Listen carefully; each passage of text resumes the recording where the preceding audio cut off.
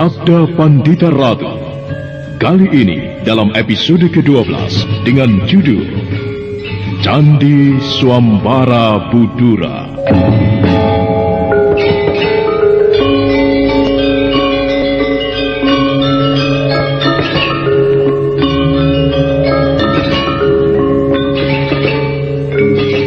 Dalam seri ke-335 ini dengan para pemain M. Abud sebagai Ken Arok, Yuli Mulyana sebagai Uma Durga, Eli Ermawati sebagai Ken Dedes, dan Asdi Suhastra, pengantar cerita.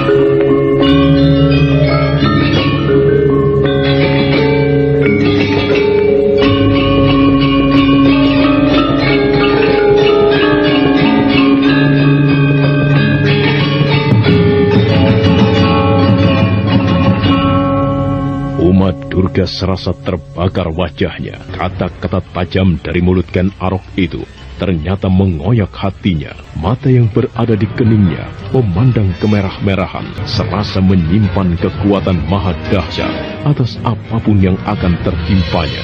Tetapi Ken Arok yang merasa penasaran karena pernah dikalahkan perempuan itu ketika berada di padepokan Empu Gandring, terusik untuk menghadapinya, mencoba kedahsyatan kekuatan mata aneh itu.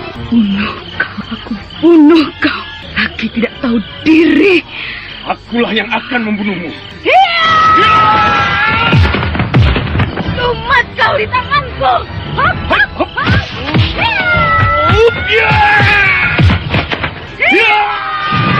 Pertempuran kedua orang itu benar-benar menggetarkan. Sayang sekali tidak ada seorang pun yang menyaksikan. Bagaikan dua ekor burung camar, keduanya melenting dari tempatnya berdiri. Kedua tangannya yang menyimpan kekuatan dahsyat itu saling berbenturan, melemparkan Ken Arok dan Uma Durga. Namun tanpa harus hinggap di tanah, keduanya berbalik bagaikan lincahnya seriti. Dan sekali lagi, kekuatan luar biasa itu berbenturan. Ken Arok berjumpalitan di udara dan Uma Durga melakukan hal serupa. Keduanya kemudian berdiri gagah di atas kaki masing-masing dan serasa mengukur ketinggian ilmu lawannya. Kau ternyata luar biasa, Ken Arok. Kau pun juga luar biasa. Baru kali ini aku bertemu dengan lawan yang mampu mengimbangi aku. Akan tetapi jangan kau berharap akan dapat mengalahkan aku. Kau pernah aku kalahkan. Lupakah kau hal itu? Sekarang aku yang akan mengalahkanmu. Ayolah Ken Arok. Sebenarnya tidak ada gunanya permusuhan ini. Layanilah aku. Aku akan menjadi istrimu. Akulah yang berhak menjadi ibu dari anak-anakmu. Yang akan berdebah. Sebaiknya kau kembali saja ke asalmu. Jika kau mau, kau bisa menjual keanehan pada mata di keningmu itu. Dan orang-orang yang tertarik akan memberi sekedar uang recehan kepadamu. Keparat! Tidak tahu diri! Jangan menghindar kau, keparat!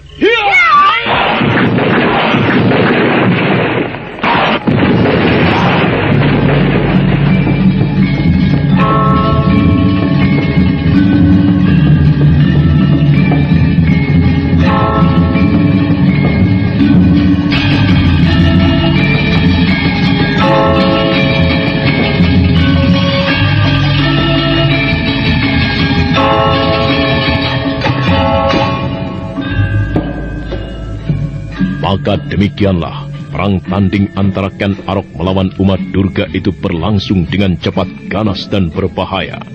Ken Arok melayani gerak liar lawannya dengan penuh perhitungan. Ken Arok nampak tidak ingin peristiwa lama terulang kembali. Itulah sebabnya dia bergerak sangat gesit menghindari sambaran-sambaran kekuatan yang memancar dari mata aneh di kening itu. Sebaliknya, dengan sangat bernafsu, Uma Durga menyerang dan mencecar lawannya.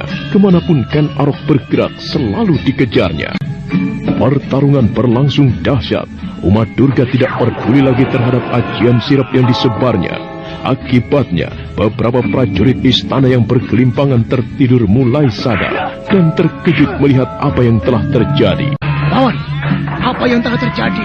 Aku tidak tahu. Aku baru saja terbangun dari tidur. Bagaimana aku bisa tertidur, Aneh. Aku juga. Aku baru saja terbangun. Mengapa aku bisa tertidur? Lihat, siapa yang bertempur? Tuanku, aku bukan Arok. Siapa lawannya itu? Aku tidak jelas.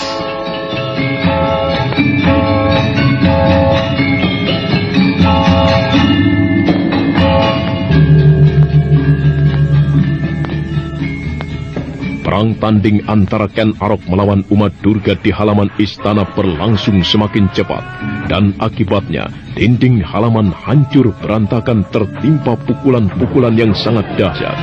Pepohonan penghias taman berantakan, tanah bagaikan dibajak, tetapi yang berperang tanding nampak tidak peduli dengan keadaan sekitarnya. Para prajurit yang kemudian terbangun segera mengambil jarak. Bahkan kemudian serombongan prajurit yang berada di alun-alun berdatangan pula mengepung pertempuran yang sedang terjadi. Mereka takjub dan mereka melihat betapa dahsyat dan tinggi ilmu kanuragan yang dimiliki Ken Arok, Aku Tumapel yang baru itu. Sementara itu, ketika pertempuran berlangsung dengan dahsyatnya, di saat itu pula Putri Ken Dedes terbangun dan juga terbebas dari kekuatan sirap yang membelenggunya. Terjadi sebuah pertempuran di halaman istana. Siapa yang bertempur?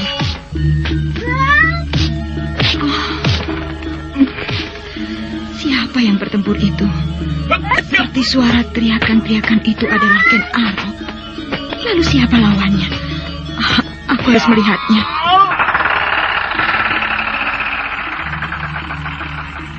Siapa lawan Ken Arok itu?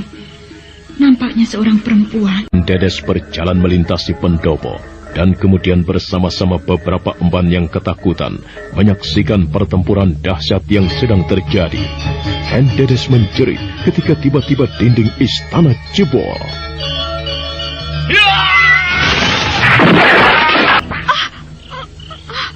Dinding jebol ditimpa tubuh. Tubuh siapa itu? Ken Arok. Bagaimana, Ken Arok? Persetan denganmu. Kau tidak akan menang melawan aku. Pertimbangkanlah baik-baik. Jadilah suamiku. Dan berikan dan taburkan benihmu di rahimku. Bagaimana? Pelacur tidak tahu diri.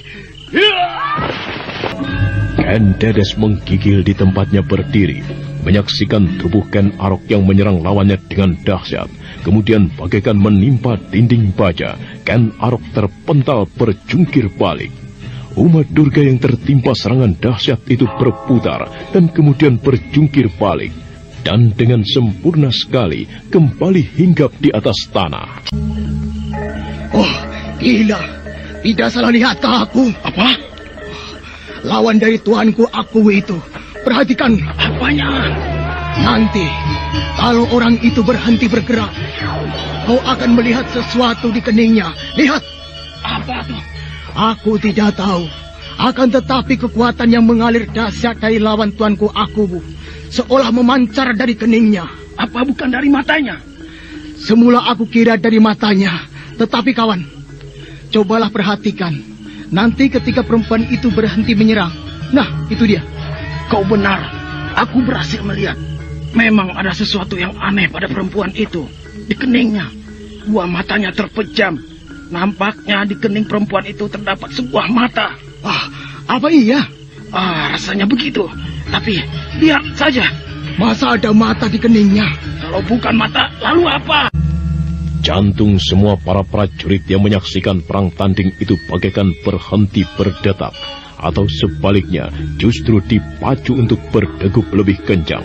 Semuanya terpaku bagaikan patung dan tidak tahu harus berbuat apa. Dan di luar sadarnya, Ken Dedes merasa cemas terhadap Ken Arok. Bagaimana, Ken Arok? Kau belum mau mengakui kekalahanmu dari Uma Durga para Bandari. Jika kau tidak mau melihat kenyataan, aku akan melumatkanmu. Kekuatan dahsyat dari mata di keningku ini akan melumatkanmu hingga berantakan menjadi serpihan-serpihan daging yang tidak berharga. Jika kau tidak menginginkan nasibmu seperti itu, ayo, penuhilah permintaanku. Kau harus melayani aku. Kau harus menaburkan benihmu ke rahimku. Akulah yang berhak hamil darimu. Dan aku akan melahirkan calon raja di tanah Jawa ini. Aku manusia. Aku bukan binatang. Aku tidak akan melayani binatang. Kurang ajar. Kau anggap aku ini binatang? Hah? Keparat kau, Ken Arok. Lebih baik tidak usah ada orang yang bernama Ken Arok jika harus melayanimu. Pertimbangkan baik-baik. Aku akan mencarikan seekor kuda jantan untukmu. Dan kau akan melahirkan kuda. Kurang ajar. Berdebah. Nampaknya Ken Arok merasa pertempuran itu harus segera diakhiri. Itulah sebabnya Ken Arok memutuskan untuk membangkitkan semua kekuatan, semua ajian, dan semua ilmu yang ada di dalam tubuhnya. Itulah sebabnya Ken Arok tiba-tiba telah mengambil sikap.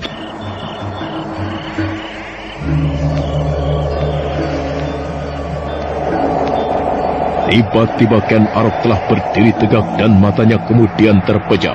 Tangannya kini disilangkan di depan dada dengan telapak tangan menghadap ke atas. Tangan kanan disilangkan di atas tangan kiri dengan telapak tangan arah menyembah. Kedua telapak tangan itu kemudian digerakkan arah saling memilin untuk kemudian bersama-sama terkatup menyembah. Tak berapa lama kemudian, Ken Arok diselimuti oleh kabut tebal. Peristiwa di padang karautan di antara mayat-mayat berserakan terulang kembali. Ken Arok telah terbungkus oleh kabut yang semakin lama semakin menampakkan wujudnya. Kabut keputih-putihan itu nampak temaram, semakin tebal dan pijar. Dan tubuh Ken Arok pun kemudian dibungkus oleh kobaran api yang panasnya menjilat sampai di sudut-sudut halaman. Nyala api yang menyelimuti Ken Arok pijar kebiru-biruan, membuat segenap prajurit yang menyaksikannya jadi tercekat dan semakin teraduk hatinya karena tidak mengira Ken Arok mampu melakukan hal yang demikian itu. Perempuan bernama Uma Durga, penjelmaan kekuatan hitam. Majulah, tertimpa kekuatanku. Kalau kau tidak lebur jadi serpihan-serpihan debu, jangan sebut aku Ken Arok. Baik, akan aku lakukan itu, Ken Arok. Justru kaulah yang akan lumat menjadi debu. Yang Batari Durga, Yang Batari Durga. Dan apa yang kemudian dilakukan oleh Uma Durga tidak kalah aneh dari apa yang diperbuat oleh Ken Arok. Bagaikan mengumbar keleluasaan tubuh, Uma Durga menggeliat dan meliuk-liuk. Tangannya bergerak seperti menari. Dan pada akhirnya, kedua tangannya terentang, teracung ke atas. Dari kedua tangan yang teracung itu, tiba-tiba api berkobar kemerah-merahan. Uma Durga menyeringai seperti iblis. Liurnya menetes dari sudut-sudut mulutnya. Dipandanginya Ken Arok dengan tatapan mata buah. Kau tidak mau memberikan benihmu kepadaku, maka sebaiknya kau mati, Ken Arok. Sebaiknya kau mati saja.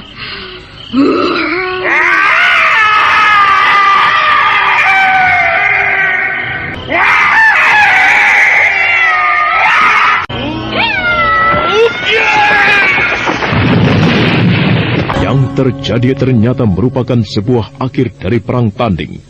Kekuatan yang dimiliki Uma Durga ternyata tidak terkira tingginya. Meski Ken Arok melandanya bagaikan prahara, tetapi manakala tangan-tangan mereka saling bersentuhan, tubuh Ken Arok terpental berguling-guling, justru ke arah Ken Dedes yang berdiri termangu. Serasa akan lepas napasnya, Ken Arok tersengal-sengal. Sementara Uma Durga juga terpelanting, tetapi perempuan itu masih mampu melenting dan kemudian berdiri di atas kakinya. Dan tawanya pun terdengar berderak. Kau kalah, Ken Arok. Kau bukan apa-apa jika dibanding aku. Akulah raja di atas segala macam ilmu kanuragan. Tidak akan ada yang mampu mengalahkan aku. Ayo, bangkitlah kembali, Ken Arok. Bangkitlah kembali. Setan! Ayo, bangkitlah kembali, Ken Arok. Mana keperkasaanmu itu? Hah? Bangkit dan lawanlah aku. Ayo! Iblis! Ken Arok, tenanglah. Bagaikan air sewindu disiramkan pada tubuh yang gersang kekeringan, Ken Arok yang bergolak itu tiba-tiba seperti mendapatkan ketenangan. Napasnya yang semula tersengal kemudian mengalir teratur. Ken Dedes yang hamil itu segera bersimpuh dan membusai rambutnya. Yang dilakukan oleh Ken Dedes sebenarnya cuma sekedar membusai, tetapi akibatnya ternyata luar biasa bagi Ken Arok. Manakala Ken Dedes menyentuh tubuh Ken Arok yang tersungkur, hati Ken Dedes bergolak. Pertanda aneh itu muncul dari tubuhnya, dan tiba-tiba saja ada cahaya berpendar dari betis kanannya. Dan dari tangan yang membusai kepala Ken Arok itu, tiba-tiba seperti mengalir kekuatan yang luar biasa bagi suami barunya itu.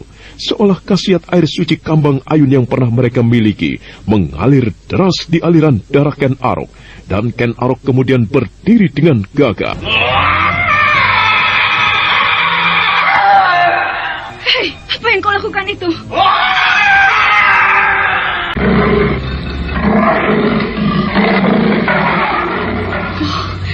Gila, kau mampu bangkit lagi, Ken Arok. Baik, akan aku sempurnakan kematianmu. Ken Arok yang telah mendapat kekuatan baru tiba-tiba mengaum liar. Suaranya menggetarkan sampai di sudut alun-alun, dan ia mengulang lagi sikapnya beberapa saat kemudian. Tubuhnya telah dibungkus oleh kobaran api. Demikian pula dengan Uma Durga. Tangannya menyala-nyala. Kekuatan dahsyat itu telah siap untuk berbenturan, dan manakala telah siap, keduanya pun segera melontarkannya. Gila!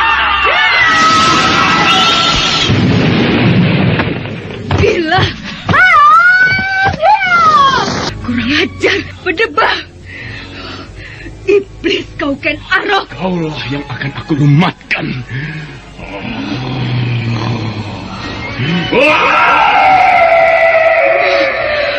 Aku tumpas kau ke paras!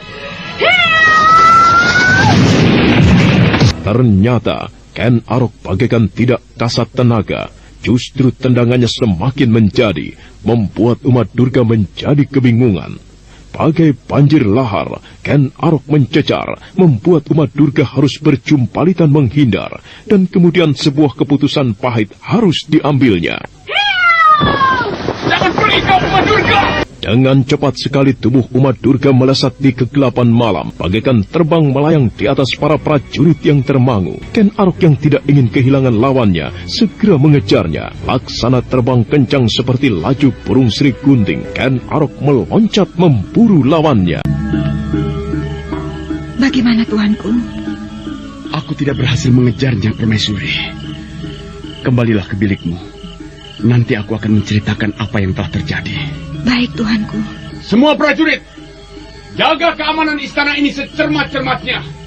Jangan sampai ada orang bermaksud buruk berani masuk lagi ke dalam istana ini. Jika kalian semuanya tertidur karena ilmu sirap, maka orang yang bermaksud buruk itu akan bisa membunuh kalian dengan sangat mudah. Bahkan kalian tidak akan sempat menyadari bahwa kalian sebenarnya telah mati. Camkan semuanya itu. Porak-poranda seperti ini, jelas besok akan ada kesibukan baru untuk membenahinya. Benar-benar gila kekuatan yang mampu menghajarnya. Hingga berantakan, dinding memanjang ambruk. Untung bukan Saka Pendapa itu yang terhajar. Benar. Paling tidak ada sebuah hal yang bisa kita lihat dan kita banggakan. Apa? Bahwa tuanku aku yang baru, aku Ken Arok, benar-benar luar biasa. Kita memang pernah menduga bahwa beliau mempunyai kesaktian yang tinggi. Akan tetapi, siapa mengira bahwa ternyata kesaktiannya sedemikian tinggi. Kau ingat bagaimana ia mengaum? Ya, seperti singa. Dan bagaimana kobaran api itu membungkus tubuhnya. Benar. Ilmu apa namanya itu? Entah, aku tidak tahu. Menurutku, Tumapel berada di bawah pemerintahan tuanku aku Ken Arok adalah hal yang sangat tepat untuk menghadapi Kediri. Memang dibutuhkan orang yang mempunyai kemampuan tinggi seperti itu. Kalau ada pertanyaan yang mengusik hatiku, justru siapa perempuan yang menjadi lawannya itu? Ada orang yang memiliki 3 buah mata. Benar-benar manusia atau bukan dia? Itulah, aku tidak habis pikir. Tetapi nampaknya ia menginginkan tuanku aku untuk menjadi suaminya. Benar-benar aneh. Itu sebuah keinginan yang janggal sekali. Perempuan biasanya menunggu lelaki, meski suka setengah mati. Akan tetapi, Tidak lumrah perempuan menyampaikan keinginan itu mendahului. Dunia memang aneh. Andai kata kau, bagaimana? Maksudmu? Andai kata kau yang menjadi tuanku aku. Jangan-jangan keinginan perempuan itu kau turuti. Pada saat aku melayani hasratnya, mungkin aku sudah lumat.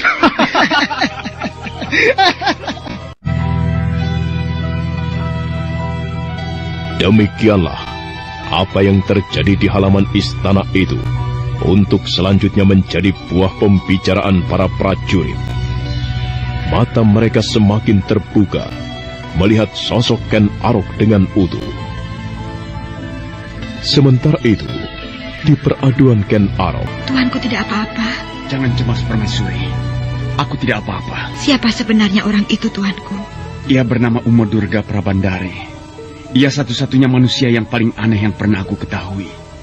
Karena memiliki 3 buah mata. Sebuah berada di keningnya. Belum aku ketahui jawabnya, mengapa ia bisa seperti itu. Kekuatan pada mata itu luar biasa sekali. Batu pun berantakan disentuhnya. Untunglah aku dapat mengalahkannya dengan bantuanmu. Dengan bantuan hamba? Iya. Aku tidak tahu mengapa. Ketika aku seperti telah kehabisan tenaga dan kekuatan, demikian kau sentuh tubuhku, aku seperti ketempatan tenaga yang luar biasa, seperti terbangunkan. Lalu mengapa perempuan itu berurusan dengan tuanku? Dia menghendaki aku untuk menjadi suaminya, Kendedes. Hanya itu, Tuanku? Jika ada latar belakang lainnya, entah, aku tidak tahu. Mengapa Tuanku menolaknya? Aku tidak ingin menyebarkan benihku sembarangan. Aku tidak ingin berurusan dengan perempuan itu. Jika ia memiliki trinetra seperti itu, ia mungkin pemuja Sang Siwa atau pemuja Batari Durga. Hari-hari pun kemudian terus bergerak. Tumapel semakin disibukkan oleh persiapan peperangan. Bekas-bekas perang tanding istana sudah dibenahi. Namun secara kejiwaan, reruntuhan dinding itu telah menumbuhkan kekaguman para senopati dan prajurit terhadap aku mereka yang baru, yang mempunyai ilmu kanuragan tinggi dan sakti mandraguna. Permaisuri, hamba Tuanku. Aku akan pergi. Jagalah dirimu baik-baik. Tuanku akan pergi kemana? Ada hal penting yang harus aku kerjakan di Ganter. Aku akan berunding dengan pimpinan pemberontak Ganter itu untuk menghadapi Kediri. Akan tetapi, jangan ada seorang pun yang tahu jika aku sedang pergi. Jika ada yang bertanya kemana aku, katakan, aku sedang berada di Sanggar Pamujan, dan tidak boleh ada siapapun yang berani menggangguku. Tetapi, bagaimana jika ada hal yang sangat penting? Apakah sebaiknya tidak Tuan katakan saja kepada para prajurit bahwa Tuan pergi ke Ganter? Dengan demikian, hamba tidak mengalami kesulitan untuk menjawabnya. Tidak, Permaisuri. Biarlah semua orang beranggapan aku memang berada di Sanggar Pamujan. Hal itu akan memberikan ketenangan. Dan orang tidak akan sembarangan berani mengusik istana ini. Seperti apa yang telah dilakukan oleh Uma Durga itu. Permaisuri, dalam keadaan Tumapel menyatakan perang terhadap Kediri, berbagai kemungkinan bisa terjadi. Nah, aku tidak bisa membiarkan bahaya mengancam istana ini dan mengancam kau pula. Hamba Tuanku, hamba bisa mengerti. Ken Arok bergegas meninggalkan tempat itu menuju Sanggar Pamujan yang kemudian terkunci rapat dari dalam. Beberapa emban dan prajurit melihat Ken Arok dalam pakaian suci manembah telah masuk ke dalam sanggar yang dikelilingi oleh tanaman-tanaman bunga yang indah. Beberapa prajurit kemudian bahkan menjaga Sanggar Pamujan itu untuk mengamankannya. Tanpa ada seorang pun yang tahu, Ken Arok telah keluar dari sanggar itu dengan cara yang tidak lumrah dan tidak diketahui oleh siapapun. Dan membutuhkan waktu semalaman, hingga separuh hari berikutnya, Ken Arok menempuh perjalanan ke Ganter dengan berkuda. Selamat malam, Ganter. Aku Ken Arok, datang untuk membuat kejutan bagimu. Bagaikan bayangan demi, Ken Arok yang telah mengikat kudanya di tempat yang aman menerobos masuk ke daerah pertahanan Ganter. Dengan gesit dia berloncatan dari dahan ke dahan, kadangkala melayang cepat seperti gerakan burung sikatan. Dan pada akhirnya Ken Arok telah melenting di sebuah dahan. Matanya yang tajam memandang ke arah sebuah bangunan yang paling besar. Bangunan yang paling besar dan dijaga ketat itu tentu yang dipergunakan oleh pucuk pimpinan Ganter. Ada beberapa cara yang bisa aku pergunakan. Aku bisa menyebarkan sirat dan tidak ada seorang pun yang berada di tempat ini akan terbebas dari pengaruh kantuk. Semuanya akan tertidur. Oh, tetapi aku tidak berminat menggunakan cara itu. Aku akan bermain-main dengan orang-orang Ganter dan mereka akan melihat siapa aku, siapa Ken Arok. Dan untuk selanjutnya, mereka tidak akan lagi meremehkan aku. Akan aku sebarkan bayangan semu yang menyesatkan. Ya, akan aku lakukan itu. Perempuan. Aku melihat perempuan. Wah. Apakah benar aku melihat perempuan? Iya, aku juga melihatnya. Seorang perempuan. Benar itu. Dan cantik sekali. Apa? Tetapi mana dia? Mana perempuan itu? Jangan-jangan ia mata-mata. Wah, masa perempuan jadi mata-mata? Dan sekarang ia menghilang. Iya. Jangan-jangan malah hantu. Kemana perempuan cantik tadi? Mana dia? Iya. Mana dia? Tadi aku melihatnya. Sangat jelas. Wah, jangan-jangan kita sedang bermimpi. Mimpi apa? Bagaimana mimpi bisa bersama-sama? Ngawur saja kamu. Apa tuh? Pasti hantu. Wah, benar. Pasti hantu. Jika bukan hantu, ia tidak mungkin menghilang begitu saja. Jelas ada yang tidak beres. Sebaiknya kita laporkan saja hal ini. Tunggu dulu. Iya. Para prajurit pengawal Ganter itu saling berpandangan dengan sesama temannya, melihat keadaan yang lebih tidak terduga lagi. Dari arah kegelapan muncul lagi seorang perempuan, tetapi berbeda dengan perempuan sebelumnya yang cantik sekali. Perempuan yang kedua ini justru tua renta dan berjalan dengan kesulitan. Para prajurit pengawal itu semuanya termangu dan terpaku di tempatnya, bagaikan tersihir dan terampas kesadarannya. Para pengawal itu diam seperti arca saat nenek tua itu dengan acuh melintasi mereka, kemudian lenyap di balik rimpunya dedaunan. Mereka tetap diam terpaku. Gila! Kemana dia? Siapa orang itu? Wah, entah, aku tidak tahu. Tadi perempuan cantik, sekarang perempuan tua lewat di depan kita. Iya. Wah, dan kita tidak mengenal siapa mereka. Siapa orang itu tadi? Kita cari. Ayo, kita cari. Kita periksa semak belukar tadi. Ayo. Tidak ada. Jelas bukan manusia, tapi hantu. Mengapa dia muncul baru sekarang kalau hantu? Kita sudah lama berada di sini. Tetapi baru kali ini menemui peristiwa yang seperti ini. Apa artinya semua ini? Perempuan cantik, lalu perempuan jelek. Ini bukan persoalan sederhana, kawan-kawan. Kita laporkan saja kepada pimpinan kita. Ya. Belum lagi mereka bergerak dari tempat itu. Sekali lagi mereka dikejutkan oleh kenyataan yang tidak masuk di akal. Dari arah semula, tiba-tiba muncul lagi seseorang. Perempuan yang sangat cantik, tetapi janggal karena perempuan cantik itu berkumis. Perempuan itu melenggang dengan genitnya, bagaikan menyihir para prajurit pengawal Ganter itu untuk terlongong-longong di tempatnya. Dan kesadaran mereka belum pulih ketika perempuan berkumis itu kemudian lenyap. Gaib entah kemana. Apa artinya semuanya ini? Gila, benar-benar tidak masuk akal. Seorang perempuan berkumis. Apa artinya itu? Dibayangi oleh rasa penasaran dan kemudian berubah menjadi rasa ngeri. Para prajurit pengawal Ganter itu segera bergegas meninggalkan tempat itu dan kemudian menuju ke sebuah bangunan yang paling besar. Ken Arok yang masih bertengger di atas dahan pohon tersenyum menyaksikan hasil ulahnya. Ada apa?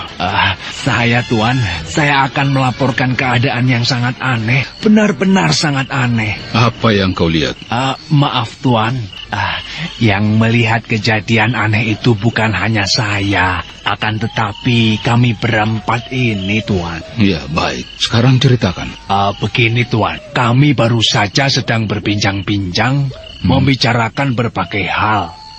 Tiba-tiba ada perempuan sangat cantik melintas di depan kami.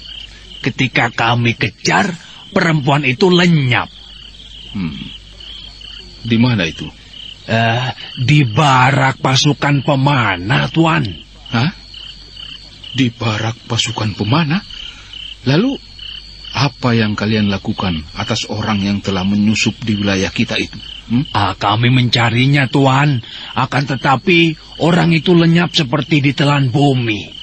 Sungguh, Tuan, kami tidak berbohong. Setelah itu terjadi peristiwa yang lebih aneh lagi, Tuan. Peristiwa apa itu? Sesaat kemudian, setelah kami tidak menemukan perempuan cantik yang kami cari itu, tiba-tiba dari arah semula muncul seorang perempuan lagi. Kali ini perempuan itu sangat tua, Tuan. Kami benar-benar terkejut. Dan bahkan tidak tahu harus berbuat apa. Kami seperti tersihir ketika nenek tua itu melintas dekat sekali dengan kami berempat, Tuan. Kami kebingungan memikirkan siapa sebenarnya perempuan itu. Baik perempuan yang cantik atau perempuan yang tua itu. Belum lagi kami berbuat apa-apa. Perempuan tua itu sudah berbelok di rimbunya dedaunan dan kemudian lenyap, Tuan. Apakah kalian berempat sebenarnya tidak sedang tidur dan bermimpi? Kami mengira yang terjadi itu mimpi, Tuan. Tetapi kami tidak sedang tidur. Lalu bagaimana? Yang terakhir adalah hal yang benar-benar tidak masuk akal, Tuan. Apa yang terakhir? Kalian berempat melihat apa? Lagi-lagi dari arah semula, Tuan, muncul lagi seorang perempuan. Perempuan yang cantik sekali, Tuan. Tetapi aneh, perempuan itu berkumis. Kamu sadar benar dengan apa yang kamu ceritakan itu? Benar, Tuan. Kau tidak merasa bermain-main? Sadarkah kalian, jika kalian mencoba bermain-main, kalian melakukannya terhadap orang yang sama sekali tidak tepat? Maaf, Tuan. Kami sama sekali tidak berani melakukan hal itu. Kami tidak bermain-main. Sungguh, Tuan. Berani sumpah? Saya bersumpah, Tuan. Bersumpah dengan saksi Hyang Bathara Agung. Apa yang saya laporkan kepada Tuan bukan kebohongan, akan tetapi peristiwa yang sebenarnya, Tuan. Dan kau?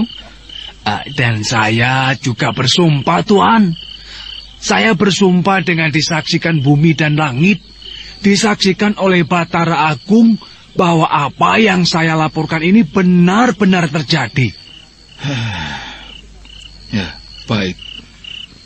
Tunjukkan kepadaku di mana tempat. Dengan diiringi oleh 4 prajurit pengawal itu, Rangga Lampitan kemudian menuju ke tempat di mana orang-orang aneh itu menampakkan diri. Rangga Lampitan adalah orang yang mempunyai kemampuan ilmu kanuragan cukup tinggi. Kata zaman telinganya mampu mendengar hal-hal yang tidak lumrah. Tetapi Rangga Lampitan tidak merasakan apapun yang mencurigakan. Di mana tempatnya? Di sini, Tuan. Kami berempat duduk-duduk di situ. Lalu dari arah sana, Tuan, muncul perempuan cantik itu berjalan melenggang kemari. Lalu ke sana, Tuan, dan kemudian hilang di balik rimbunya dedaunan itu. Benar, Tuan. Lalu nenek tua itu juga berasal dari arah sana pula. Lenyapnya di tempat yang sama pula, Tuan. Iya. Dan perempuan berkumis itu lenyap dan datangnya juga sama, Tuan. Aduh, sungguh, Tuan, kami tidak bohong. Apa yang kami sampaikan memang benar. Akan tetapi perempuan cantik berkumis? Itulah yang kami tidak mengerti, iya, Tuan. Apa yang kalian lihat? Apa yang kemudian kalian ceritakan kepadaku? Juga keanehan ketiga perempuan itu. Semuanya memang luar biasa. Tetapi tidak masuk akal. Akan tetapi kami tidak bohong, Tuan. Mungkin. Akan tetapi tidak masuk akal. Kalian berempat ikut aku. Keempat prajurit pengawal itu mendadak pucat dan gemetar. Mereka kemudian sadar bahwa ternyata pimpinan Ganter itu tidak mempercayai mereka. Dengan lesu dan pandangan menunduk, Keempat prajurit pengawal itu kemudian mengikuti langkah Rangga Lampitan ke bangunan ini. Apa sebenarnya maksud kalian berempat? Jawab dengan jujur dan janganlah kalian mencoba-coba berbelit. Jawab dengan jujur, apa yang kalian inginkan dengan permainan yang tidak pada tempatnya itu? Kalian ingin mencari muka dengan cara itu? Begitu? Tidak, Tuan. Tidak. Sungguh, kami berempat sama sekali tidak bermaksud seperti yang Tuan katakan itu. Apa yang terjadi itu benar-benar terjadi, Tuan. Kami tidak mengarang cerita, atau bercanda, atau sedang membuat lelucon. Sama sekali tidak, Tuan. Baik. Bagaimana dengan kamu dan lainnya? Sumpah Tuan demi Hyang Batara Agung. Jangan bawa-bawa nama Hyang Batara Agung. Kalian tidak patut bersumpah dengan membawa nama Hyang Batara Agung. Renungkan, apakah ada yang namanya perempuan berkumis? Semua cerita kalian itu tidak masuk akal. Tahu? Wajah keempat prajurit pengawal yang telah pucat itu menjadi semakin pucat. Keringat kemudian justru merembes membasahi punggung mereka. Mulai terbayanglah bahwa mereka akan mendapatkan hukuman atas apa yang telah terjadi. Rangga Lampitan memandangi keempat prajurit pengawalnya itu dengan kemarahan yang bagai tak tertahankan lagi. Akan tetapi kami benar-benar menyampaikan apa yang telah terjadi itu, Tuan. Kami berempat sama sekali tidak berbohong. Sungguh, Tuan. Bagaimana kami berani berbohong? Bagaimana pula kami berani bercanda seperti yang Tuan tuduhkan itu? Sebodoh-bodoh kami, tentu kami tidak akan berani bercanda yang keterlaluan, Tuan. Benar, Tuan. Kami tidak berbohong. Sungguh, Tuan. Sudahlah. Jangan mencoba-coba berdalih lagi. Apa yang kalian ceritakan telah menjawab kebohongan kalian sendiri. Aku tidak senang hal itu. Kalian harus dihukum. Pergilah kalian berempat ke Pakunjaran. Katakan kepada petugas Pakunjaran bahwa kalian berempat aku hukum kurungan selama sepekan lamanya. Masuklah ke Pakunjaran itu dengan sukarela. Atau jika kalian berempat tidak bisa menerima perlakuan itu, maka kau akan melakukannya dengan paksa. Maka demikianlah keempat prajurit pengawal yang bernasib sial itu kemudian menuju ke penjara dengan wajah lesu. Mereka sungguh sama sekali tidak menduga bahwa mereka akan mengalami hal seperti itu. Aduh, apa sebenarnya yang kita alami ini, ya? Aku menjadi tidak mengerti.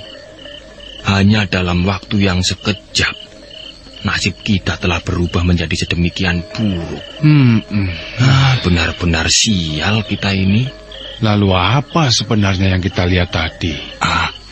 Mungkin hantu atau jin yang menunggui tempat ini, yang butuh sesajen. Perempuan yang pertama cantik sekali, lumrah. Perempuan kedua tua sekali, lumrah juga. Tidak ada yang aneh. Lalu? Akan tetapi perempuan yang ketiga tadi cantik, tetapi berkumis. Wah, malah justru pusing kepalaku memikirkannya. Alah, sudah. Jangan berhenti di sini. Kita masuk ke dalam penjara. Ayo. Keempat orang prajurit pengawal itu kemudian masuk ke dalam penjara dengan sukarela. Justru para pengawal penjara, atau yang juga disebut Pakunjaran, yang kemudian justru terheran-heran. Di saat itu pula, di tempat yang lain, seorang prajurit mengalami peristiwa yang tidak kalah anehnya. Tidak salahkah apa yang telah aku lihat? Sebuah pohon bergerak-gerak, rantainya meliuk-liuk, daunnya bergerak-gerak. Apakah karena angin? Rasanya tidak ada angin, udara tenang. Lalu, mengapa pohon itu bergerak seperti itu? Dia jebol, menjebol diri sendiri dari dalam tanah. Dan akarnya bergerak-gerak. Jelas ini keadaan yang tidak sewajar. Ternyata prajurit pengawal yang bernama Kuncoro itu bukanlah orang yang penakut. Dia kemudian berlari mengambil obor dan diamat-amatinya pohon aneh itu dengan seksama. Pemuda prajurit itu kemudian melepas rangka pada ujung tombaknya dan dengan tombak itu ia kemudian menusuk pohon yang aneh yang menari-nari di tempatnya. Ken Arok yang sedang bermain-main dengan angan-angannya tersenyum melihat ulah pemuda itu.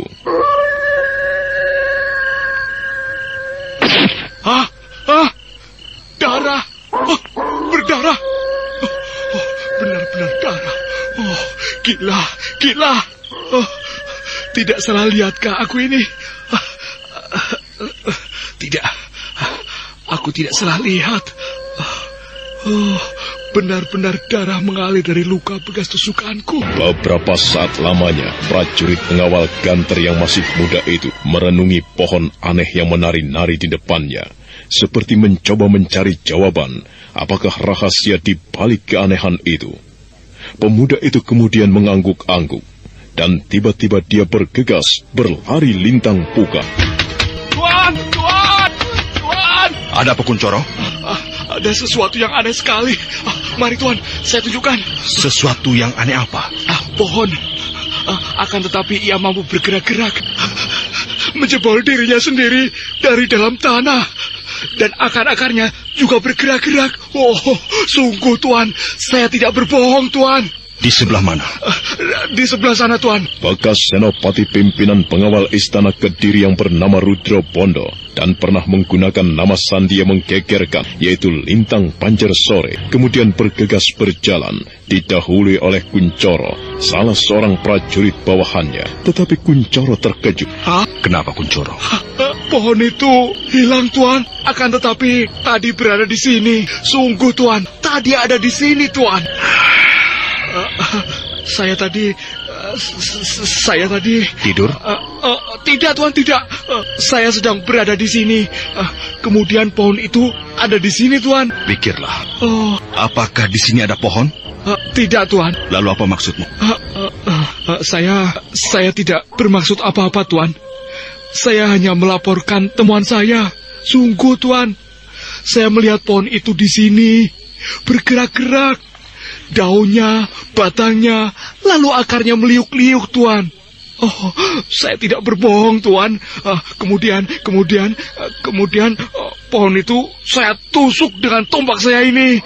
Kemudian keluar darahnya Tuan. Pohon berdarah? Benar Tuan. Akarnya meliuk-liuk, berjalan dengan akarnya? Benar Tuan. Pergilah kau ke Pakiwan. Kepakiwan?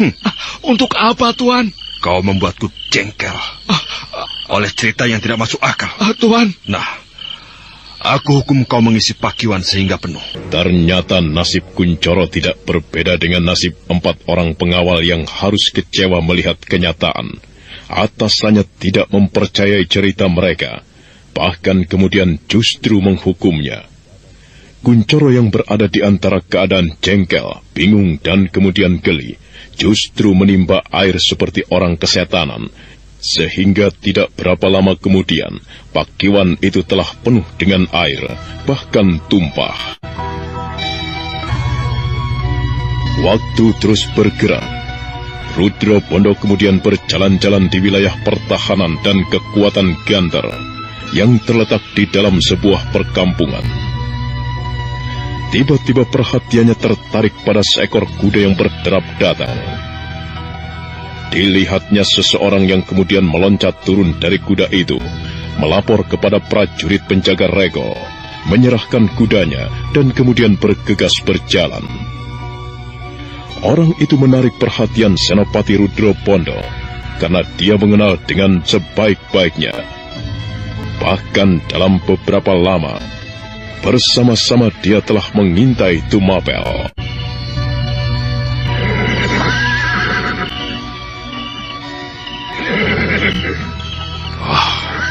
Adi Diposari.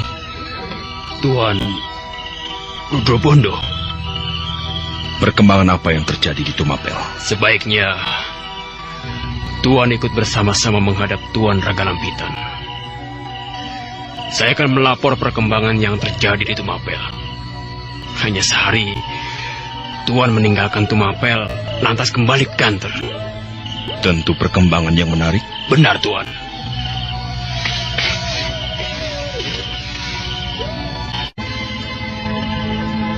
Bagaimana perjalananmu di Posari? Apakah kau menemukan hambatan selama perjalanan? Berkat pangestu Tuan, saya tidak mengalami hambatan di perjalanan. Bagaimana perkembangan yang terjadi di Tumapel? Pada saat ini,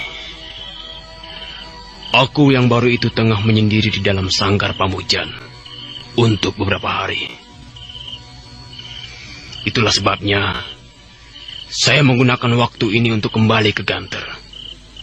Tuan, menurut pandangan saya, perkembangan Tumapel benar-benar luar biasa. Sungguh, Tuan. Para pemuda keranjingan berlatih perang, siang dan malam. Dan menurut pandangan saya, mereka telah berubah menjadi kelompok orang yang berbahaya. Saya khawatir, bukan Kediri yang diserang duluan, akan tetapi justru Ganter.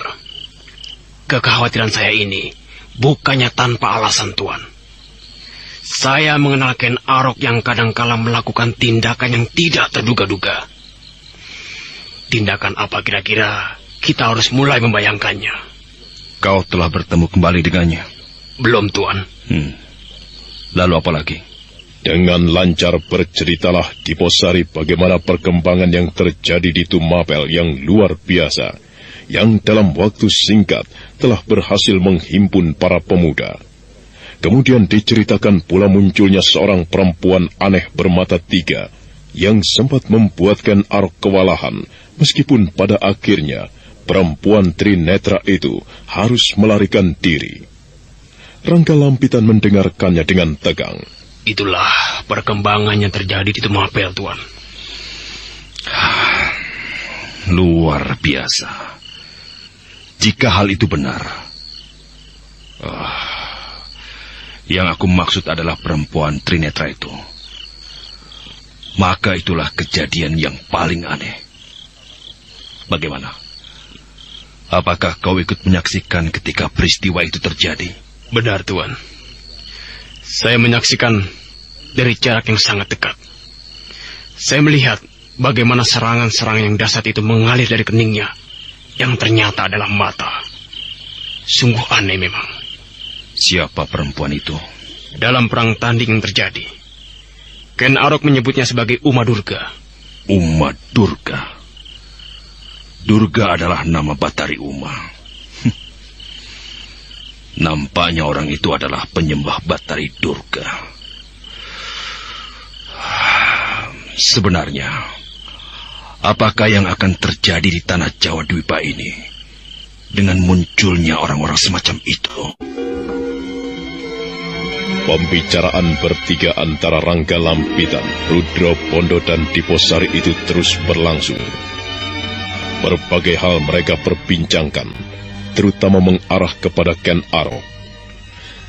Tanpa mereka sadari, Ken Arok yang sedang mereka bicarakan itu sedang menguping dengan menggunakan sejenis aji pamelingan. Baiklah. Kita terima kasih, Diposari. Kau telah memberikan gambaran lebih lengkap kepadaku tentang bagaimana keadaan Tumapel. Tumapel bisa menjadi sumber bahaya, namun Tumapel juga bisa menjadi sumber kekuatan bagi Ganter. Nampaknya, ke arah manakah gerak Tumapel sehingga sekarang belum bisa dipastikan. Benar, Tuan. Akan tetapi, apa yang dilakukan oleh Ken Arok dengan mengunci diri di sanggar Pamujan itu sungguh menarik perhatian. Sampai kapankah ia akan melakukan semadi? Saya tidak tahu, Tuan. Bagaimana pendapatmu, Rudro Bondo? Kita harus mewaspadai Tumapel, Kakang Rangga. Benar sekali apa kata Diposari. Perkembangan yang terjadi di Tumapel sering tidak terduga-duga. Justru karena itu, aku juga mempunyai sebuah prasangka. Jangan-jangan Ken Arok tidak sedang menyendiri dari orang-orang dari sekelilingnya, dengan mengunci diri di Sanggar Pamujan. Akan tetapi ia berkeliaran dan entah melakukan apa. Benar. Iya, benar. Ken Arok masuk ke Sanggar Pamujan itu hanya suatu kebohongan. Sanggar Pamujan itu tentu kosong karena Ken Arok keluyuran entah kemana. Mungkin mengintai kita, mungkin mengintai Kediri, atau mungkin melakukan hal-hal lain yang tak terduga itu. Benar, Tuan. Saya justru mempercayai kemungkinan itu, Tuan.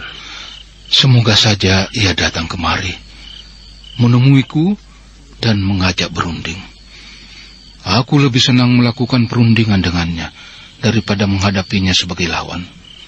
Bukan karena takut, akan tetapi memecah perhatian tentu akan sangat merugi. Pembicaraan terus berlangsung dengan cermat. Rangga Lampitan dan Rudra Bondo menghitung dan berhitung segala kemungkinan. Akhirnya diputuskan oleh Rangga Lampitan bahwa keesokan harinya akan diadakan sebuah pertemuan lengkap dengan segenap pimpinan Ganter, juga para Brahmana Pandita dan para wasi yang mendukung kegiatan Ganter, serta para pangeran dari Kediri yang melarikan diri untuk berbicara bersama-sama menentukan langkah apa yang sebaiknya diambil. Pembicaraan kemudian terus berlangsung dan tanpa sengaja menyinggung peristiwa aneh yang dilakukan oleh para prajurit pengawal. Bagaimana peristiwanya, Kakak? Aku tidak tahu apa maksud mereka. Mungkin mereka sedang usil, bermaksud bercanda atau bagaimana, aku tidak tahu. Akan tetapi kuanggap perbuatan mereka keterlaluan. Itulah sebabnya aku coploskan mereka ke dalam kurungan selama sepekan. Perbuatan apa yang mereka lakukan? Mereka mengarang sebuah cerita. Muncul perempuan cantik yang kemudian menghilang di balik semak. Muncul lagi nenek-nenek tua dan kemudian muncul lagi seorang perempuan berkumis. Nah, apa maksudnya itu? Perempuan berkumis? Iya, dan semuanya langsung hilang di balik rimbunnya dedaunan.